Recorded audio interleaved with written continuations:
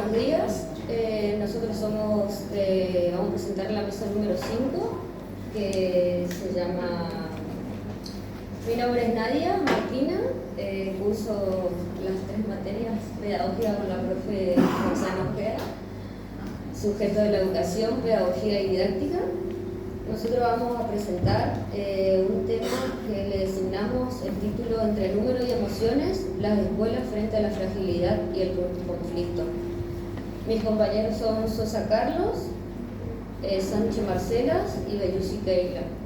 Vamos a presentar el tema la generación de cristal, las dificultades de la matemática y la violencia escolar y el acoso escolar. Proponemos reflexionar cómo estas tensiones impactan en los estudiantes y en las prácticas educativas, invitando a pensar nuevas formas de acompañamiento y de enseñanza. El tema que voy a compartir yo hoy es la generación de cristal y su dificultad en el proceso de aprendizaje. Un término que ha adquirido fuerza en los discursos sociales y educativos actuales. Presenta cambios en la sensibilidad y transformaciones con las relaciones de jóvenes en las escuelas y en la sociedad. El término suele utilizarse para describir a jóvenes sensibles, poco tolerantes a la frustración. Como señala Terilla y Flavia, las escuelas actuales reciben sujetos con trayectorias, tiempos y sensibilidades distintas a la tradicional. Desde esta mirada, más que una generación frágil, estamos frente a nuevas formas de ser jóvenes en un contexto de hiperconectividad, incertidumbres económicas y cambios en los lazos afectivos. Para Alicia Fernández, psicopedagoga, su mirada es ideal para sostener que la sensibilidad juvenil es parte del modo en que se aprende hoy y que no es un marco de debilidad.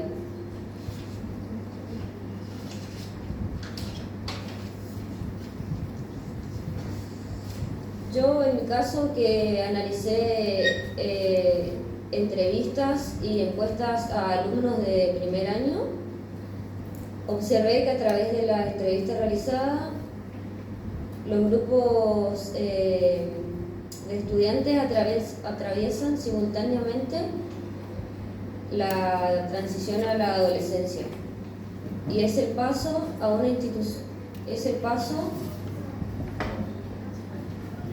o sea, que salen de la primaria y pasan a la secundaria, y es un paso más complejo a las instituciones, y su demanda de acompañamiento emocional para los docentes, su sensibilidad suelen ser interpretadas como un signo de fragilidad. Sin embargo, estas características pueden entenderse como respuestas adaptivas a un contexto de hiperconectividad y exposición permanente, y como parte de una creciente alfabetización emocional. Los jóvenes de primer año no son más débiles, sino más de expresar sus emociones, más conscientes de sus derechos, más atentos y más capaces de pedir ayuda.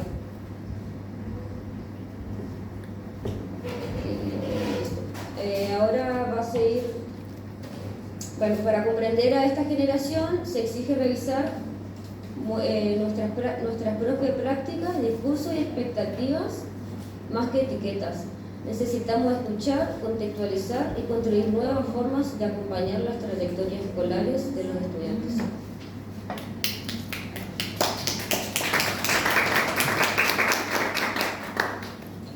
Buenos días, mi nombre es Sosa Carlos, soy estudiante del profesor de matemáticas, primer año comisionado.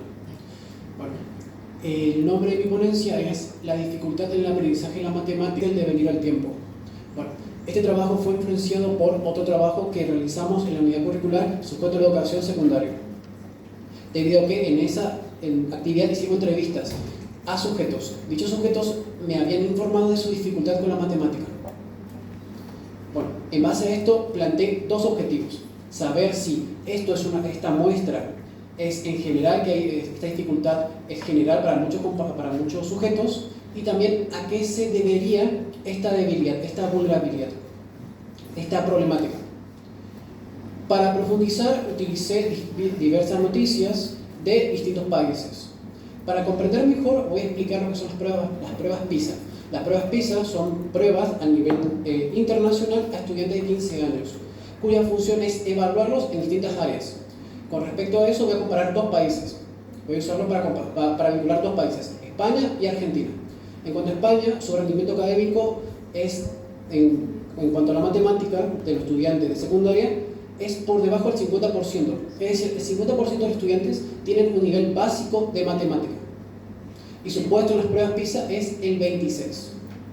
Ahora, trasladándonos a Argentina, nuestro puesto en el año 2022 fue el 66 de 88 países. Esto es alarmante debido a que en Argentina la educación es gratuita debido a la ley, entre otras cosas, a la ley 26.206. Y también la gran matrícula de estudiantes que tenemos. En cuanto a Chaco, nuestra provincia, Argentina por sí misma también realiza pruebas. Una de ellas es la prueba Aprender. En ella, Chaco obtuvo el último puesto en rendimiento en matemática.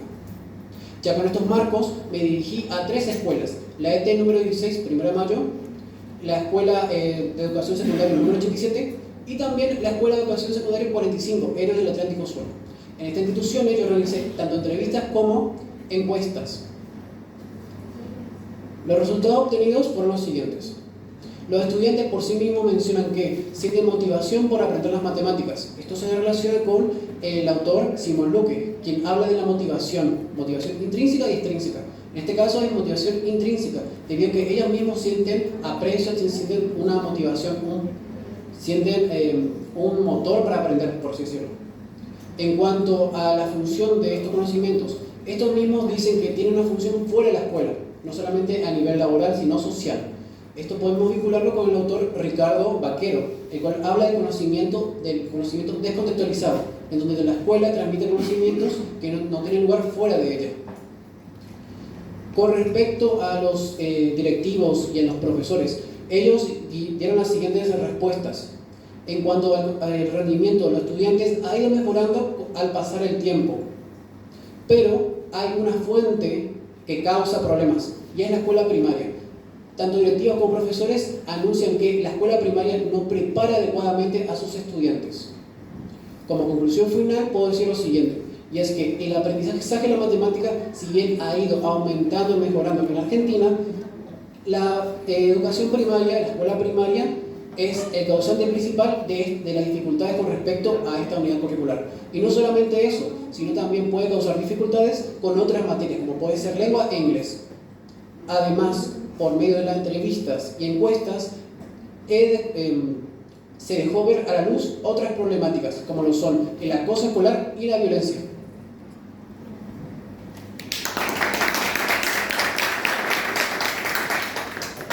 Bueno, buenos días a todos. Hoy me complace compartir con ustedes este 8º congreso, donde su nombre es Reinventar la enseñanza, una pedagogía situada para un mundo de transformación. Soy del profesorado de matemática, unidad curricular con sujeto de la educación, didáctica general y pedagogía. Soy de la comisión C, primer año. Mi ponencia es la violencia en el contexto social y su impacto en el proceso de enseñanza-aprendizaje de los estudiantes de la ENS número 11, profesor Lino Torres, de la ciudad de Resistencia, provincia del Chaco, 2025. Y la autora que le habla, Sánchez Marcela, y la docente, Claudia Roxana Ojeda. Mi punto de partida, inicié este recorrido abordando la violencia en el contexto escolar, que es un fenómeno que se normaliza progresivamente como un comportamiento entre los estudiantes o entre un menor y un adulto. La sociedad no está ajena a esta violencia y es un elemento constante que vivimos cotidianamente. Se basa en la relación de poder, dominados o dominadores, y también por ahí puede ser entre los estudiantes, pares, entre el docente y el estudiante, o el directivo y el docente, o algún como maestranza. Mi objetivo general es investigar las formas, las consecuencias y efectos de la violencia escolar en el bienestar emocional de los estudiantes. Y mi objetivo específico es analizar la forma de violencia en el contexto escolar y evaluar las intervenciones preventivas, recopilando los datos a través de encuestas y entrevistas. Mi posicionamiento dice cuáles son las causas principales de violencia en la ES número 11, profesor Lino Torres. ¿Cómo va a afectar esa violencia escolar a los estudiantes, docentes y personal de las instituciones educativas? ¿Y qué estrategias, prevención y abordaje de la violencia son efectivas en el contexto escolar? La raíz de mi problema es que la violencia es un problema complejo, donde se relaciona con factores, falta de comunicación afectiva, intolerancia, ausencia de habilidades sociales, y esto va a impactar negativamente en el rendimiento académico de los estudiantes.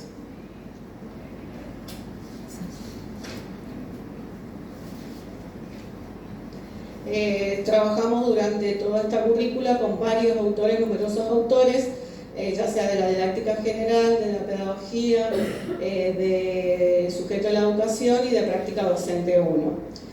Mi sustento teórico es que la violencia es un acto que se busca dañar o perjudicar a otro. Ya se caracteriza, se caracteriza por la intencionalidad o la falta de respeto por la dignidad a la otra persona.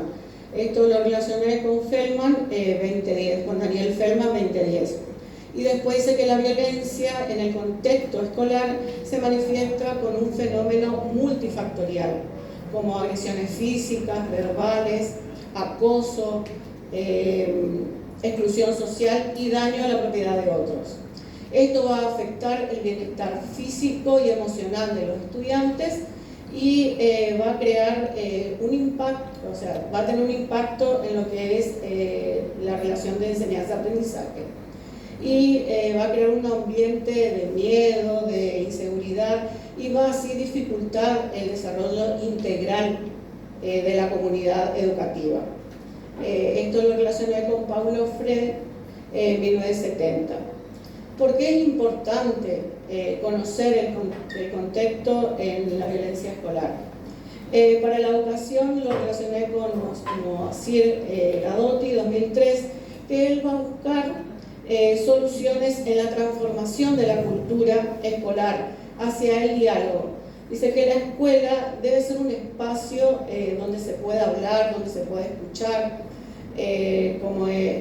así reconstruyendo acuerdos en lugar de castigos o como imponer a la autoridad.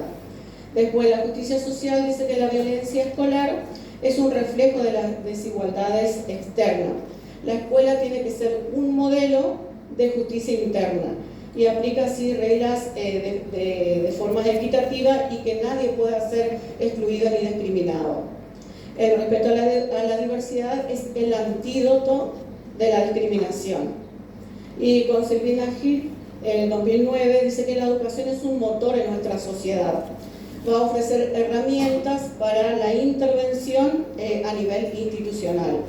Y la ruta de soluciones que Silvina da es que revisemos el reglamento, mejorar la comunicación entre los actores y establecer una gestión participativa. Así vamos a construir un clima positivo y no negativo. En la escuela aprendemos a vivir en la diversidad o a convivir en la diversidad, a ejercer un pensamiento crítico, reflexivo, con habilidades, capacidades para cuestionar y transformar la justicia en el entorno, con el entorno. Y con Ricardo Nassif dice que permite analizar la violencia que surge de las dinámicas de las interacciones en el aula, como castigo desmedido, humillaciones, favoritismo, y así redefinir la necesidad del docente hacia una autoridad constructiva y dinámica. Para la formación docentes, los aportes de Juan Domingo Contreras y María Teresa Alcalá, dice que ambos autores coinciden en la formación de transmitir conocimiento, sino equiparar a los docentes las habilidades de las prácticas y éticas, y así manejar el conflicto que sucede dentro del aula, como una oportunidad de aprendizaje y no de castigo. La formación debe preparar al docente. El docente siempre tiene que estar capacitado para saber resolver ese conflicto dentro del aula. Para el sujeto aprendiente, que son estudiantes de primer año de la ENS 11, Lino Torres, el aporte fue a través de Flavia Terigi, que dice que habla de las disrupciones, o sea, rupturas o interrupciones bruscas, agresiones, exclusiones que se hacen en el aula. La solución implica la diversificar la enseñanza y la flexibilidad de la oferta escolar. O sea, es como que tenemos que generar un ambiente afectivo, reflexivo, que no quede nadie afuera, que todos sean excluidos, no excluidos. Y con Mariana Müller nos enseña que cada estudiante manifiesta la violencia y la escuela no tiene que responder solo con castigo. Tiene que tener una mirada sensible de saber qué le sucede a ese estudiante y por qué actúa así, o esa conducta que tiene, que es lo que es a través también de sus historias personales, familiares, que por ahí en su familia hay violencia, entonces él viene y lo hace lo mismo en la escuela. Y después, para el rol docente, la autora Chili dice que el aula son cruces de camino. No es solo un lugar de aprendizaje, sino un espejo que reflejan los grandes problemas de la sociedad, como la pobreza, la discriminación, las inseguridades. Por eso la violencia en la escuela tiene que estar manifestada a través de tensiones sociales y desigualdades. Y Juni Urbano dice que el docente debe ver a la violencia como una señal o un síntoma de qué le sucede a ese estudiante, y no verla como ese estudiante malo o ese estudiante problemático, sino ver más allá de esa conducta que tiene ese estudiante. Hicimos encuesta a través de un formulario Word de Google, y primero es el cono invertido, o sea que vamos de la parte mundial a lo que es el Chaco. Entonces, lo del mundo utilizamos Estados Unidos, que es una encuesta que la hace la NIS, que no voy a decir porque no sé inglés, se centra en los jóvenes que son acosados. El 33% son jóvenes acosados, el 26% a través de peleas físicas que ellos recibieron, y el 20% son víctimas de violencia, ya sea verbal, física, emocional, y el 22% no responden. Y en el Reino Unido, que es una oficina estadística nacional, que es la ONS, el 47% de las víctimas arrojó que tienen violencia en el último año, y el 25% el acoso una vez al mes, el 35% es de violencias en niños, y también tomamos Latinoamericana, que yo tomé México, que es una encuesta nacional sobre la discriminación, que es el ENADIS. Dice que el 28% son víctimas de violencia y el 72% no reportan. Y en Argentina, a través de una prueba Aprender en 2023, dice que el 63% son víctimas de agresiones, el 26% de discriminación y el 11% son de agresión física y verbales. Y en Chaco dice que encabeza una de las provincias con mayor proporción de discriminación. El 49% son discriminados y el 71% no reporta. En esta encuesta que nosotros hicimos a los estudiantes de primer año, lo hicimos en forma anónima para que ellos se puedan explayar pero no logramos. Pero sí contestaron a través de 3 preguntas que nosotros hicimos. O sea, eran más, pero lo vamos a hacer reducido. A la pregunta, ¿con qué frecuencia ocurre violencia y acoso entre pares en la escuela? El 33% respondió que de vez en cuando, el 22% muy a menudo, el 16% nunca o casi nunca y rara vez 11%. Después dice, ¿en quién confías para cuando vos ves un acto de violencia, lo podés contar? Y dice, un compañero amigo, el 28%, un profesor o profesora, un 33%, un directivo o un vicedirector, un 17%, y padres y familias que van y cuentan son el 39%. Y si ves un compañero que está siendo agredido o está en una pelea, ¿con qué frecuencia vas a intervenir o vas a pedir ayuda? 33% rara vez, o sea, que como que no se involucra. 28% casi nunca, el 22% a veces y el 17% siempre.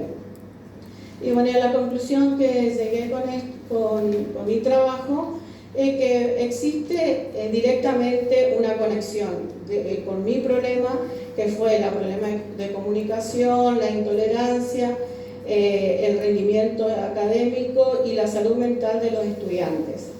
Y la evidencia corroboró eso, que nosotros tenemos que trabajar, y eso habla Ricardo Vaquero, la percepción de la rigidez institucional y la acción de estrategias para lograr que sea menos esos actos de violencias.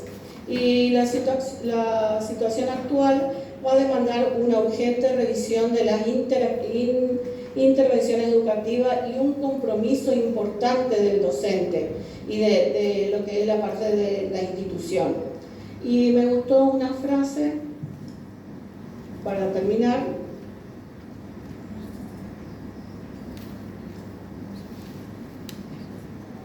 de Gadotti, que dice: la clave está en la transformación, la cultura escolar hacia el diálogo y la justicia social y el respeto a la diversidad. O sea, tenemos que tener en cuenta que cada estudiante es un ser humano, es una persona y también tiene sus problemas, y que la institución educativa tiene que tratar de resolver por qué ese estudiante actúa de esa manera. Involucrarnos, y los docentes también tenemos que capacitarnos para poder tratar de resolver esos conflictos en esa violencia. Y después le dejo como una reflexión final. ¿Cuántos talentos, cuántos futuros, cuántas voces tiene que silenciar por la violencia en el contexto escolar, antes que asumamos la responsabilidad total de transformar nuestros ambientes educativos? Muchas gracias.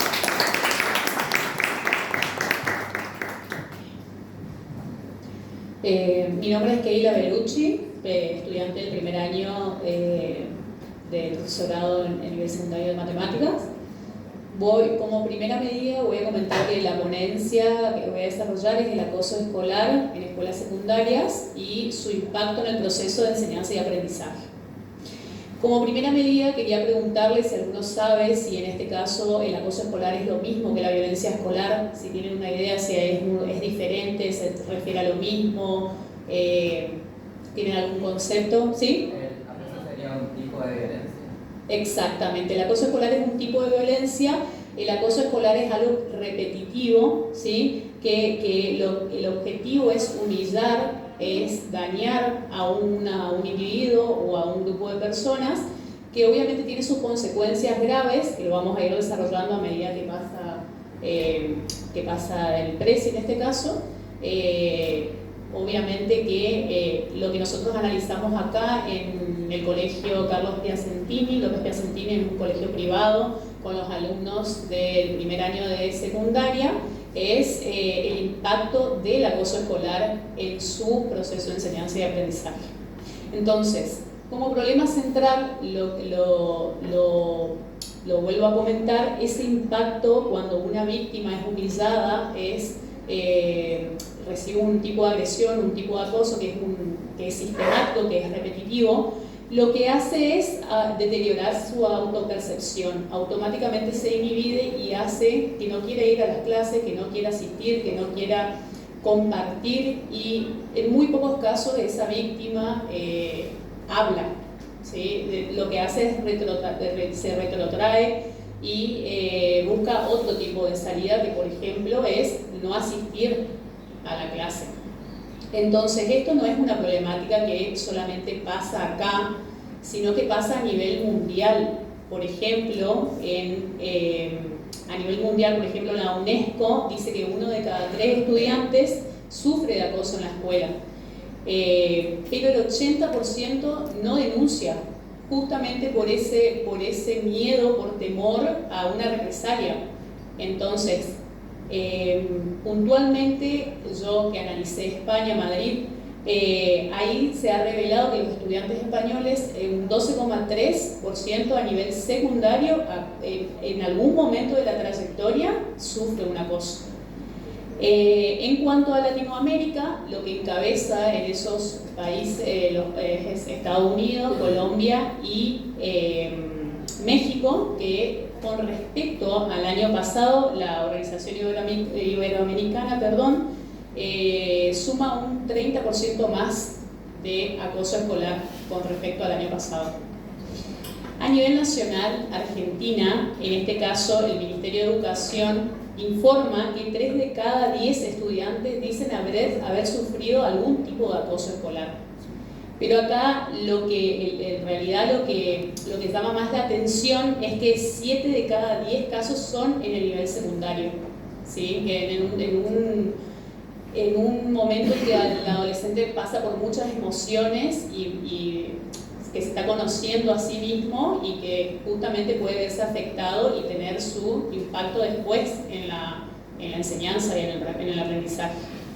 Por último, a nivel provincia, Chaco, el Observatorio Educativo Provincial, con respecto al año pasado, informa que hay un 40% más de denuncia de acoso escolar, que es un número muy alto para esta provincia, digamos, puntualmente, y que 65% de los casos que nosotros, en el análisis que realizamos, por ejemplo, en los estudiantes que hablamos, corresponde a un acoso verbal más que nada, y repetitivo, ¿sí? Ahora, ¿por qué es importante investigar este tipo de lo que pasa, digamos, en la secundaria? Justamente los aportes de los distintos autores es lo que nos permite ver que no es un problema solo personal, sino que también compromete al clima institucional. La escuela tiene que tomar una, no sé si una medida que lo voy a desarrollar más adelante, sino generar un ambiente de confianza para que el adolescente, el estudiante pueda contar, me está pasando esto. Retomando la autora Flavia Terilli, ella, por ejemplo, señala que las trayectorias escolares no son lineales y que hay diversos factores que pueden interrumpir ese recorrido. Uno de ellos, tomando este caso el acoso escolar, lo que hace es que incremente la ausencia del sujeto, del estudiante en las clases. Entonces ahí en algún momento se interrumpe esa trayectoria escolar. En cuanto a Ricardo Vaquero, ya tomando su desarrollo psicológico y el contexto escolar, Ricardo Vaquero lo que dice es que no puede, que en el contexto puede potenciar o limitar la posibilidad de aprender. Ahora, ¿cómo se potencia? Teniendo un ambiente de confianza, un ambiente seguro, y cómo se limita cuando una persona, un estudiante, un adolescente recibe ese tipo de acoso, sea verbal, físico, psicológico. Hay varios tipos, como dijo mi compañera anteriormente. Y respecto a Marina Müller, ella lo que dice, lo que explica, digamos, es que el aprendizaje no es solo contenido, ¿sí? Sino que hay que generar un ambiente de confianza para ese aprendizaje. Entonces ahí es donde se ve el papel del docente y de la institución, de la escuela donde asiste, porque no hay un aprendizaje seguro y que se pueda desarrollar si no hay un ambiente seguro para el mismo. En cuanto a Erikson y Freud, ellos hablan más de la psicología del desarrollo, ¿sí? Ellos por ejemplo, Erikson lo que plantea es el conflicto de la identidad versus la confusión de identidad. ¿Qué quiere decir eso? Es que el adolescente genera una identidad sólida, la identidad es algo sólido, no que se forma, pero la confusión de identidad pasa de acuerdo a lo que vive, ¿sí? O sea, un adolescente sufre una humillación y automáticamente su autopercepción cambia, ¿sí? Esa seguridad que tenía ya no es la misma. Entonces, justamente lo que plantea es que hay que hacer una reorganización emocional, ¿sí? ¿Por qué? Porque ese rechazo que se genera o esa humillación, digamos, afecta la autoestima del estudiante. Entonces, los autores lo que marcan en este punto, lo que sostienen, digamos, es que tiene que haber una necesidad de una intervención escolar ante casos comprometidos de acoso, tiene que haber un acompañamiento emocional, no solamente, o sea, la escuela tiene que brindar una protección segura, un acompañamiento, brindar la posibilidad de que el estudiante se acerque y te diga, me está pasando esto, y esa confianza hoy en día está como un poco perdida y complicada, porque la verdad es que los alumnos, los estudiantes con los que pude charlar, cada vez menos eligen contarle al docente si es que tuvo algún tipo de hostigamiento o humillación, que es algo que constantemente pasa, digamos, en la secundaria o en la vida general. Estamos hablando de la secundaria. Entonces, para que la escuela tiene que tener estrategias para esto, ¿sí? Yo nombro algunas, compañera después va a tratar un poco más. Las estrategias no hay solo un método para evitar esa situación de agresión, sino que hay que habilitar espacios de diálogo desde el respeto, desde el cuidado. Se generan actividades para que el chico o la chica se sienta integrado, se sienta contenido. Por ejemplo, también se fomentan actividades deportivas donde puedan expresar o sentirse parte de un grupo, y en ninguna situación de acoso la escuela puede vulnerabilizar a la persona, al estudiante. ¿En qué sentido? En el sentido de que no lo puede expulsar, no lo puede exponer, tiene que escuchar a ambas partes, tiene que haber una intervención. Entonces, también hay un marco legal para que la escuela tiene que seguir un protocolo. Hay leyes que, voy a nombrar algunas, que establecen las relaciones libres de violencia, que es un aspecto central para la infancia y la adolescencia. Hay leyes que, Ley 26.061 de Protección Integral de los Derechos de Niñas, Niños y Adolescentes, por ejemplo, la Ley 26.206 de Educación Nacional. Hay varias leyes que establecen un protocolo para que la institución pueda actuar sobre una situación de acoso. Por último, haciendo un cierre, digamos, de todos los temas de investigación que se desarrolló en esta mesa, converge en un solo punto, que es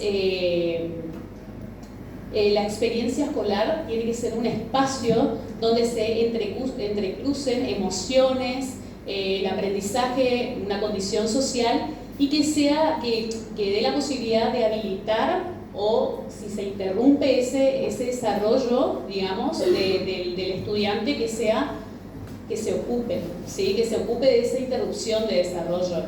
No solamente es aprender, porque tiene que haber una noción de dónde se está aprendiendo, si realmente ese estudiante está aprendiendo. Como dicen los datos, las teorías, las entrevistas muestran que que cada situación es distinta y que cada alumno necesita ser escuchado, pero para eso la escuela tiene que estar todo el tiempo viendo o buscando una estrategia para que se sienta esa integración. Por ejemplo, acá hablamos mucho de promover un clima de diálogo, cuidado y participación, pero también una propuesta pedagógica por ejemplo, para que puedan mejorar la enseñanza de la matemática, porque todo influye. Una persona que esté en un ambiente de humillación tampoco va a querer aprender matemática, o que no se sienta escuchado tampoco va a tener dificultad, o que sienta una violencia, una violencia aislada que puede venir de un docente, de un profesor, también se va a sentir humillado, digamos. Entonces ahí se bloquea la parte de aprendizaje. Entonces, nosotros queremos garantizar la convivencia y el respeto para poder proyectar un mejor aprendizaje y con dignidad más que nada para todos los estudiantes, y el cambio también empieza en nosotros, en poder escuchar y fomentar todo el grupo y demás, digamos. Bueno, eso.